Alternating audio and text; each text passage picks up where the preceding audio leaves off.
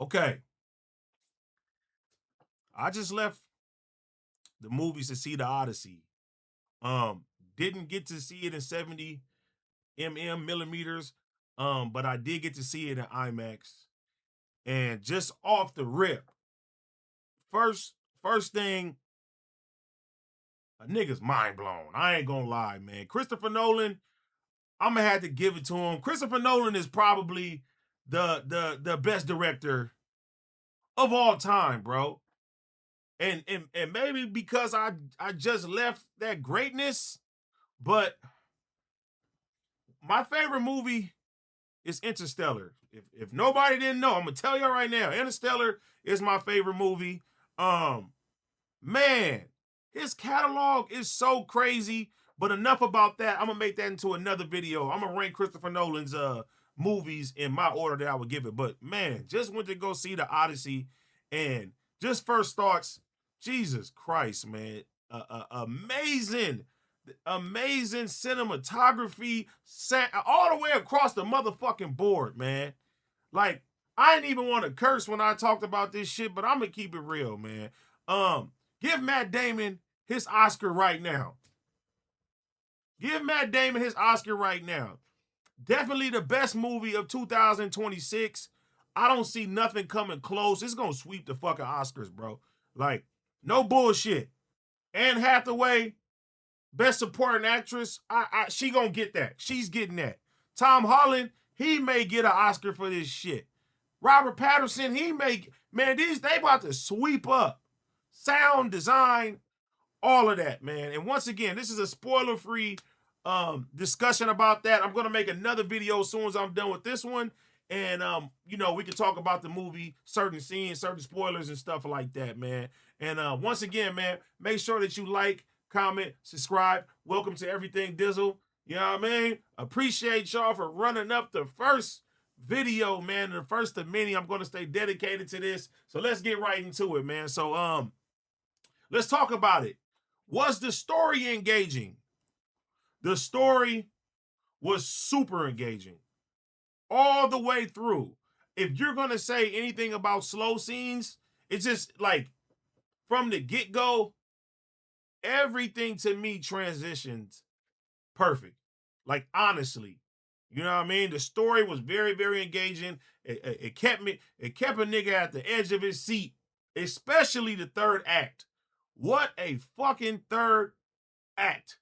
100%. Everything made sense. Even if you don't get everybody's names, because I'm gonna keep it real. Like, other than Odysseus, I really didn't know nobody else fucking name in the movie. Oh, Penelope. I think the nigga's son name is that's Odyssey or whatever. The nigga like Giannis' brother name. You feel me? Theonis, whatever the fuck that nigga name is. I didn't really know nobody's fucking name in the movie, but that don't even listen. That don't have nothing to do with it. Like, you don't even need to know nobody's names in this motherfucker at all. For real, for reals. But the story, it made complete sense. Were there any plot holes? Fuck no. I feel like this story has been told a bunch of times, but man, Christopher Nolan, he put his touch into this shit. And literally, I wasn't expecting like horror elements of this motherfucker. Like, this nigga, Christopher Nolan, bro, he need to make a motherfucking scary movie for sure. Cause he can do it. Like, they had real horror where I'm like, man, I'm sitting there like, you know what I'm saying? Jaw damn near drop. Where I'm like, ooh, this is crazy. 100% crazy. And on top of that, you know, there's certain scenes, and especially one in particular, where there's body horror. And the way that, it's depicted, I haven't seen really in a movie. And man, all the way through just engaging. You know what I mean? But let's talk about the characters. The characters were super interesting. Matt Damon as Odysseus. Nobody ever tried to fucking do this shit again. You feel me? Matt Damon, he was that nigga, man. Matt Damon, God damn it. Matt Damon, he was that motherfucking nigga, man. He didn't have a lot of fucking roles that I didn't see, man. This and the Born Identity, because I like the Born Identity. But this and Born Identity, man, Matt Damon, he about to get an Oscar for this. I don't know if Matt Damon has any Oscar yet, but if he don't, get ready, my nigga, because you about to get one. You know what I'm saying? Another standout for me was Anne Hathaway. Anne Hathaway, man, she crushed that fucking role. She crushed it. You can feel her pain. I'm watching this shit like, damn, she's a down ass bitch, man. For real, for real. She killed that motherfucking role, man. Tom Holland, Spider-Man, that nigga Spider-Man, man, he killed it too. Everybody was on their A game. Robert Pattinson as the villain. Batman as the motherfucking villain. That nigga, he had me hot. He had me hot the whole movie. I ain't gonna lie to you. You know what I'm saying? Like, all the characters, and I forgot the nigga name. John Linguini, John Linsweat, whatever the fuck. That nigga stood out too. He killed it. You know what I mean? Even John Bertolo, whatever the fuck her name is, you feel me? The Punisher. I fuck with all of the shit that he do too. You know what I mean? There was some very standout pieces in there with these characters. They went crazy, and the growth and development all the way through. You couldn't ask for a better pacing of it and all that. And you really did care about, you know, the characters. I cared about Odysseus in this movie. Like, I wanted this nigga to get home. And I'm rooting for him the whole film.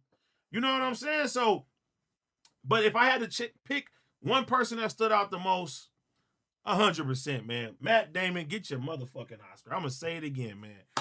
Claps up, man, for show. He stood out the most. Was it any weak performances? Hell no. Like, even the goddamn dog. Even the dog was on this acting game on top of that shit. You know what I'm saying? Like, man. And you know what? When I heard that they was casting a girl to play a man character, I kind of was like, this shit out of pocket. But that motherfucker acted, you know what I'm saying, to the T. I couldn't hate.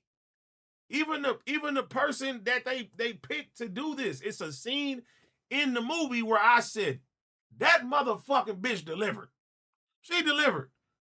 I'm a forget, you know what I mean, for the movie's sake, that, you feel me, you a female, but man, you played a good man.